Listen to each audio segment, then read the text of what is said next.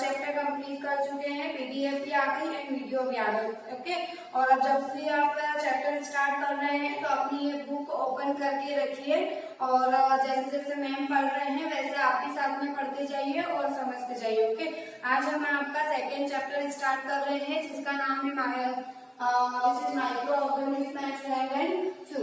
मतलब कि micro organism मतलब कि सूक्ष्म जीवी, फ्रेंड एंड फ्लू मतलब कि जो फ्रेंड की तरह भी बिहेवियर होता है उनका, और फ्लू मतलब कि जो शत्रु की तरह भी होते हैं। तो माइक्रो ऑर्गेनिज्म क्या होते हैं? माइक्रो ऑर्गेनिज्म मतलब कि you have seen several kinds of plants and animals. However, there are other living organisms around us which we normally can't see. मतलब कि हमने नॉर्मली एनिमल्स एंड प्लांट्स को तो अपनी आंखों से देखा होगा, बट कुछ ऐसे भी लिविंग ऑर्गेनिज्म है जो कि सजीव प्राणी है जिनको हम अपनी आंखों से नहीं देख सकते, उनको हम क्या कहेंगे? Micro organism.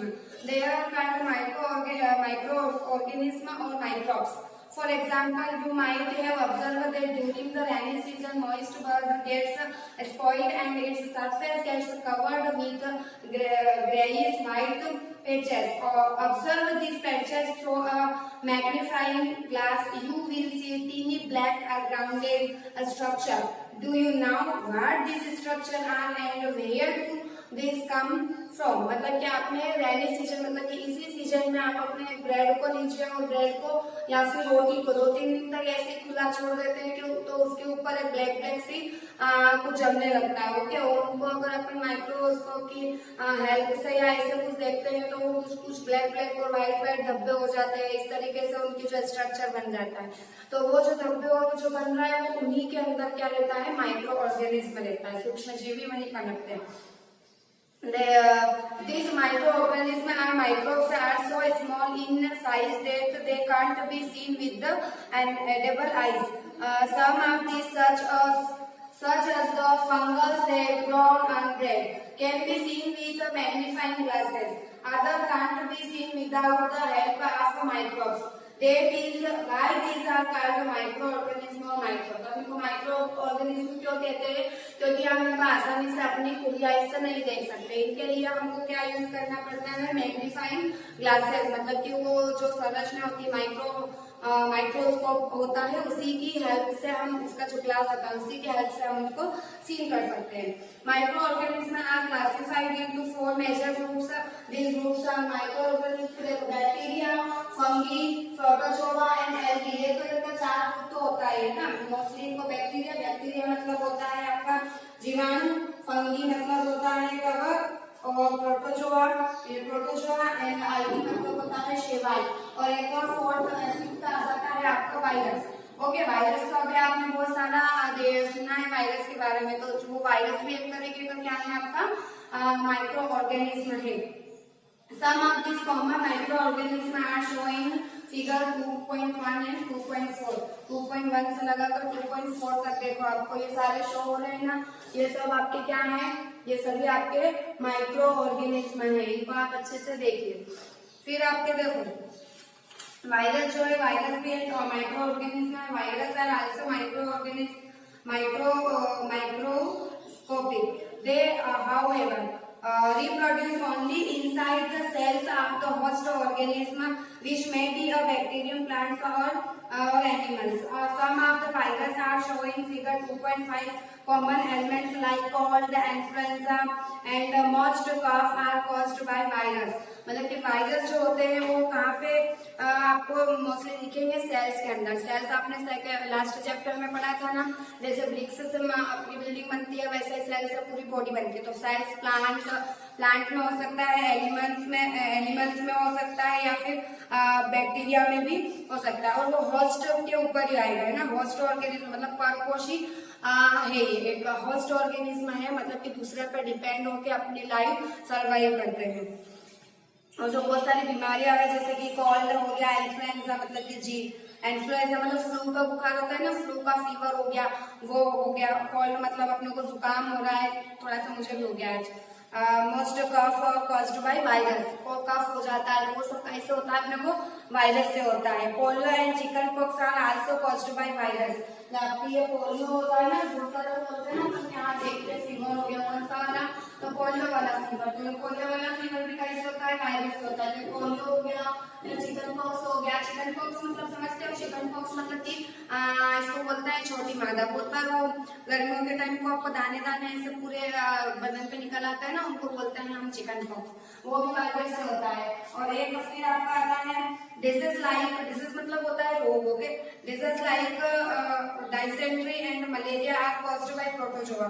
डायसेंट्री मींस होता है अतिसार एंड मलेरिया ने, मलेरिया का नाम तो आपने सुना ही होगा। ये सब कैसे होते हैं, प्रोटोजोआ से। प्रोटोजोआ भी आपका क्या हो गया, micro organism. By protozoa wherever typhoid and tuberculosis are bacteria disease. इसी तरीके से आपने टाइफाइड का नाम सुना है, टाइफाइड एंड ट्यूबरकुलोसिस जो है, टाइफाइड एंड ट्यूबरकुलोसिस ये आपका होगा बैक्टीरिया से, ओके। ये इनको आपको याद रखना है कि polio and chicken pox virus and dysentery malaria protozoa, typhoid and tuberculosis bacteria.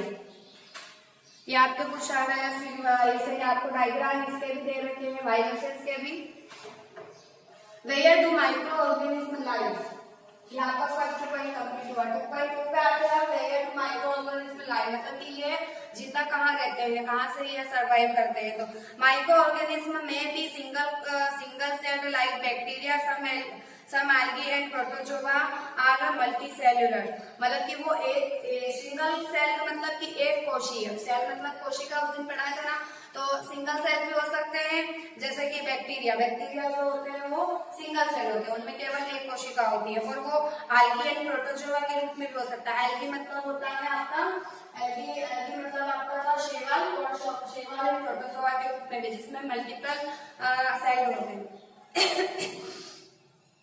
They can survive under all types of environment ranging from ice cold climate to hot spring and desert to marshland। मतलब कि ये जो micro organism है वो सारे environment, कोई सा भी इनको माहौल दे दो सभी में रह लेंगे। मतलब आपको कौन कौन सा दे रखा है, आइस कोल्ड मतलब बर्फीली शीत, क्लाइमेट टू हॉट स्प्रिंग मतलब होता है उष्ण सीजन, उष्ण मतलब बहुत ज्यादा गर्मी होती है। एंड डेजर्ट मतलब मरुस्थल टू मर्शीलैंड मतलब होता है दलदल, okay. They are also found inside the bodies of animals including human. हमारी बॉडी के अंदर भी माइक्रो ऑर्गेनिज्म पाए जाते हैं और एनिमल्स के अंदर भी। Some microorganism grow on other microorganism while other exist freely, मतलब कि कुछ तो होते हैं जो कि अदर माइक्रो ऑर्गेनिज्म के अंदर मिलते हैं, और कुछ ऐसे भी होते हैं जो फ्रीली अपना सर्वाइव करते हैं, ओके। और क्या micro organism like amoeba can live alone. Amoeba एक ऐसा माइक्रो ऑर्गेनिज्म है जो कि अकेला लाइव करता है, अकेला रहता है। वाइल फंगी एंड बैक्टीरिया में लाइव इन कॉलोनीज, मतलब फंगी और बैक्टीरिया जो है आपका, फंगी एंड ये बैक्टीरिया कॉलोनी में रहता है, मतलब कि एक ग्रुप बना के रहता है, ओके, समूह में रहता है। अब आपका आता है third point, micro organism and us. Micro सूक्ष्म जीवी और हम, हमारा उनसे क्या कनेक्शन है ना, तो हम उनकी लाइफ के लिए किस तरीके से इम्पोर्टेंट है और वो हमारी लाइफ के लिए किस तरीके से इम्पोर्टेंट है।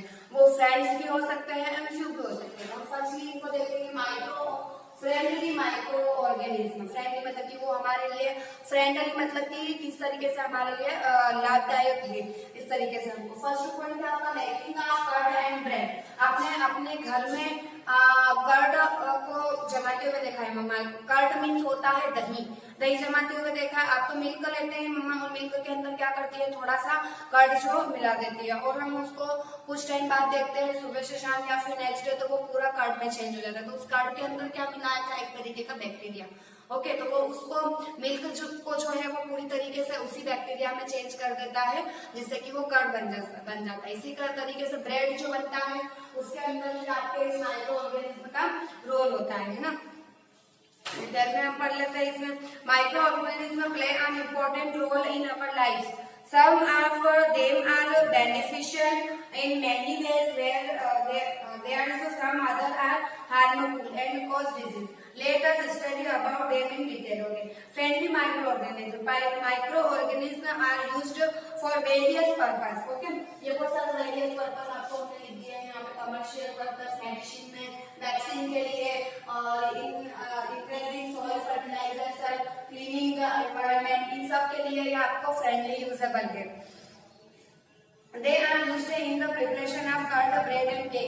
हमें बहुत अच्छा लगता है ना और बहुत खाया भी है, तो केक बनाने के लिए भी हम माइक्रो ऑर्गेनिज्म का यूज करते हैं। Okay, microorganism have been used for the production of alcohol since ages. Since ages मतलब कि प्राचीन काल से ही अल्कोहल बनाने के लिए हम माइक्रो ऑर्गेनिज्म का यूज करते हैं। ओके, अल्कोहल मतलब कि जो शराब बनाते हैं ना उसके अंदर। They are also used in cleaning up of the environment. For example, the organism waste, vegetable peels, remain of animals, fishes, etc. are broken down into harmless and usable, sustainable by bacteria. We call that bacteria are also used in the preparation of medicines. In agriculture, they are used to increase soil fertilizer by fixing nitrogen. Okay, तो हम इसको बहुत सारे चीजों में use करते हैं, जैसे एनवायरनमेंट में कैसे करते हैं, फर्टिलाइजर में, तो आप इसको डिटेल में अपन पढ़ेंगे। Making of curd and bread. Soil fertilizer मतलब कि उर्वरता बढ़ाने के लिए, वेजिटेबल पीस मतलब कि सब्जियों के जो छिलके हैं, रिमेन्स ऑफ एनिमल पशुओं के जो अवशेष बच जाते हैं, और फिशेस मतलब कि विषाणु जो रहते हैं, उन सब विष्ट जो रहता है उन सबको खत्म करने के लिए भी हम माइक्रो ऑर्गेनिज्म का यूज है, जिससे कि हमारा एनवायरमेंट जो वो पॉल्यूट नहीं होगा। Making of curd and bread. You have learn bacteria in class 7th that milk is turned into curd by bacteria। Bacteria से जो कर्ड है वो मिल्क जो है वो कर्ड में चेंज हो जाता है।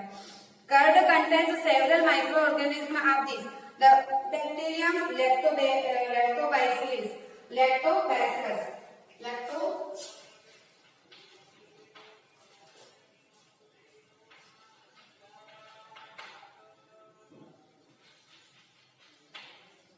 कर्ड जो है वो lactobacillus promote the formation of curd. Curd के बनाने में इस नाम का जो है लैक्टोबैसिलस नाम का बैक्टीरिया जो है वो प्रमोट होता है। It multiplies in milk and convert into the curd. यही मतलब बैक्टीरिया जो रहता है वो मिल्क में मल्टीप्लाई होता जाता है, एक इसका जो छोटा छोटा सा ड्रॉप होता है वो, और इस तरीके से सारा मिल्क हमारा कर्ड में चेंज हो जाता है। Bacteria are also involve in the making of cheese, pickles and many other food items. An important ingredient of rava, suji, idli and bhatura is curd. Can you guess why? मतलब कि हमने बहुत सारी चीजें अच्छी से खाई है ना, क्या क्या बता रखी है यहाँ पे। चीज मतलब पनीर हो गया, पिकल मतलब अचार, एंड इंग्रेडिएंट्स ऑफ रवा, सूजी, इडली तो सबने खाई है, सूजी की, भटूरा खाया है। तो वो सबके संगठन में जो है इसका बैक्टीरिया का बहुत ज्यादा इम्पोर्टेंट रोल होता है। Commercial use of microorganism. आपका फर्स्ट टर्म में पढ़ा, कमर्शियल यूज पढ़ेंगे। कमर्शियल यूज क्या होता है? This is the smell of alcohol, a sugar has been converted into alcohol by yeast. Yeast के द्वारा जो हमारा खमीर होता है, इसके द्वारा देखो इसमें कमर्शियल यूज में क्या आ जाएगा? Microorganism are used for the large scale production of alcohol, wine and acetic acid, जिसको आप विनेगर भी कहते हैं। Okay, yeast is used for commercial production of alcohol and wine. For this purpose, yeast is grown on natural sugars present in grains like barley, wheat, rice, crushed fruit, juices, etc. मतलब कि जो भी हमारे barley मतलब जो हो गया, गेहूं, चावल और जो फ्रूट्स होते हैं उन सब के अंदर जो मिठास होती है उसको हम चेंज करने के लिए, अल्कोहल में चेंज करने के लिए, अल्कोहल या फिर वाइन या फिर एसिटिक एसिड, विनेगर, इस सब में चेंज करने के लिए हम क्या करते हैं? माइक्रो ऑर्गेनिज्म का यूज करते हैं, और इस यूज को हम कमर्शियल यूज कहते हैं, और इसके लिए हम यीस्ट का यूज करते हैं। यीस्ट के द्वारा ये चेंज होते हैं। Okay, this process of conversion of sugar into alcohol is known as fermentation. Fermentation मतलब होता है किण्वन।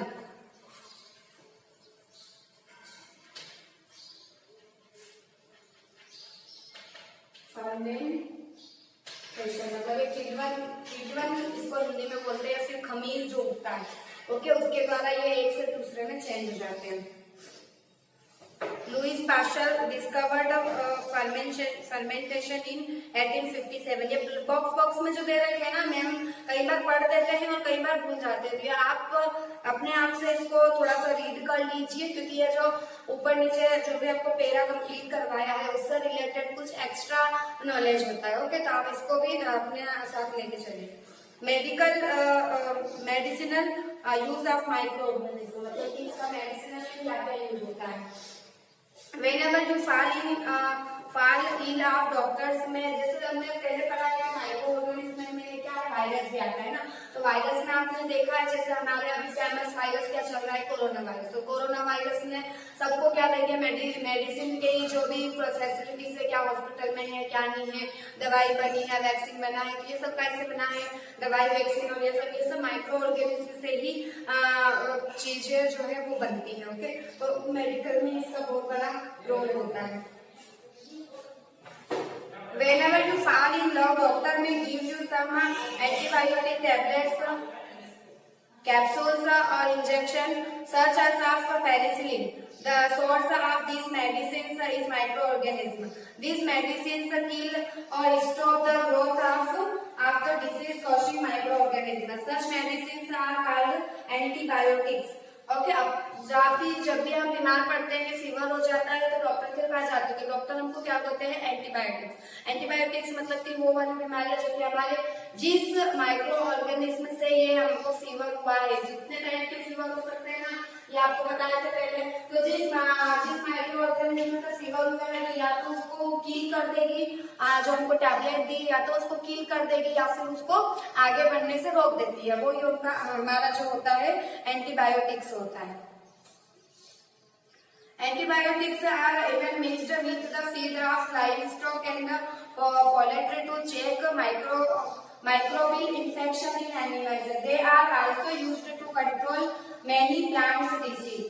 मतलब कि जो माइक्रो ऑर्गेनिज्म होते हैं ये बहुत सारे poultry to check microbes infection in animals के अंदर भी यूज होता है। जैसे कुक्कुट आहार जो होता है चेक जो पोल्ट्री फॉर्म में होता है, और पशुपालन पशु आहार में भी इनको यूज किया जाता है ना। यूं नहीं कि ओनली हमारे लिए यूज होता है, मतलब कि ह्यूमन के लिए यूज नहीं होता है, एनिमल्स के लिए भी इतना ही नेसेसरी है। जब उनको भी कोई बीमारी हो जाती है या फिर वो डिजीज हो जाती है कोई सा भी, तो उनको भी ठीक करने के लिए माइक्रो ऑर्गेनिज्म का यूज करते हैं।